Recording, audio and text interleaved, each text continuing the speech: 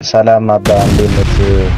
እርሶ ጋር ከተመጣው ነገር በኋላ እንግዲህ ተመልከቱ እያየሁ ነበርና እና ያዞረኝ ነበር አንዳንድ ስልብ ያደረገኝ ነበርና የመወዛገብ ነገር ስራ ያስጠላኝ ነበር።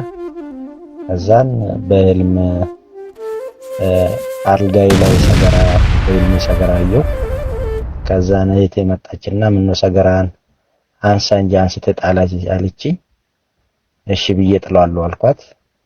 ከዛን ይሄንን ህልም ለአባ ነግሬ አባ ቤት መጥቶ እንግዲህ የአር መተት ሰገራ መተት ራሴ ፊት አልጋ ስር ቁጭ ብሎ ነበር እሱ እና ቆርቆንዳውን ሰገራውን በግራ በኩል ቆርቆንዳውን ደግሞ በቀኝ በኩል ሆነ ጠረጴዛ አለ እዛ ስር ተገኘ። እሱን አወጡልኝ። እግዚአብሔር ነፃ አውጥቶኛል። እኔን ነፃ እንዳወጣኝ እናንተንም ነፃ ያውጣ እግዚአብሔር ለዘላለሙ አሜን።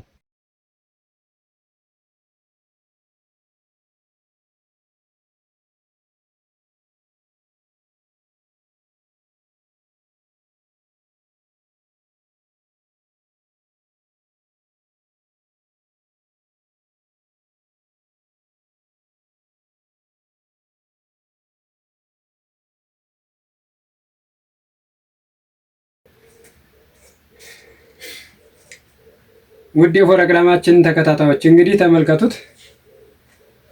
እንግዲህ የልጃችን ቤት ገብተን ነው። አንደኛው ያለው እንግዲህ የበቀሎ ግጣ ገጋጭ ነው። ሁለተኛውን ደግሞ ተመልከቱት። እግዚአብሔር የሚሰራውን ስራ እግዚአብሔርን ስራ ተመልከቱት። እንግዲህ ያለውን ነው የድል መተት ፍረስ ዛር ምቀኛ ሸራኛ ሟርተኛ ሰላቢን የተላከህ ፍረስ የአብ የወልድ ልጆች የሆኑትን የምትቀማ አንተ ዳቢሎስ ተገሰጽ፣ ፍረስ እንዳትነካ።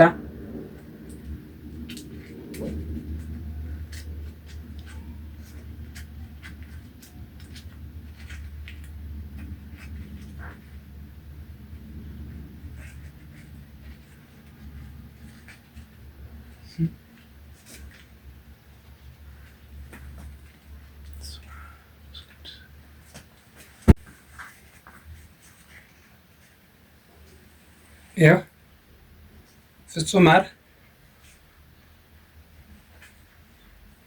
አር ነው እንግዲህ ተመልከቱት።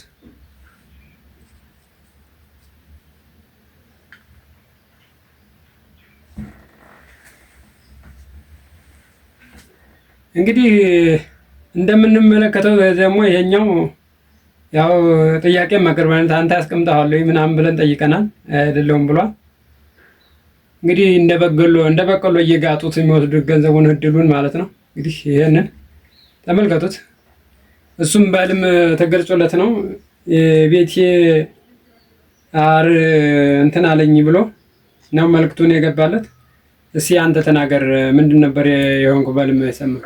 በህልሜ ላይ ተኝቼ እዚህ አልጋ ጠርዝ ላይ ሰገራ የራሴ ሰገራ አልጋ ላይ ቁጭ ብሎ የተመታብኝ። ምነው ሰገራን አውጣ እንጂ አለችኝ። ምነው ሰገራን አውጣ እንጂ ሰገራን አልጋ ላይ ያረክ አለችኝ። ማነች አለች? እህቴ ናት። እህትህ? አዎ። እንግዲህ በተቃራኒው እሷ ላይ የሆነ ቅድስት ድንግል ማርያም ነች ስራዋን የሰራች ሰገራህን አስወጣ ማለቷ ነው። እንግዲህ በእሷ ላይ እንደሷ በሰው ተመስላ ነው እንግዲህ ይህንን እግዚአብሔር ረድቶለት ይኸው የሰገራ እና የበቀሎ ገጋይ ተገኝተዋል። እሺ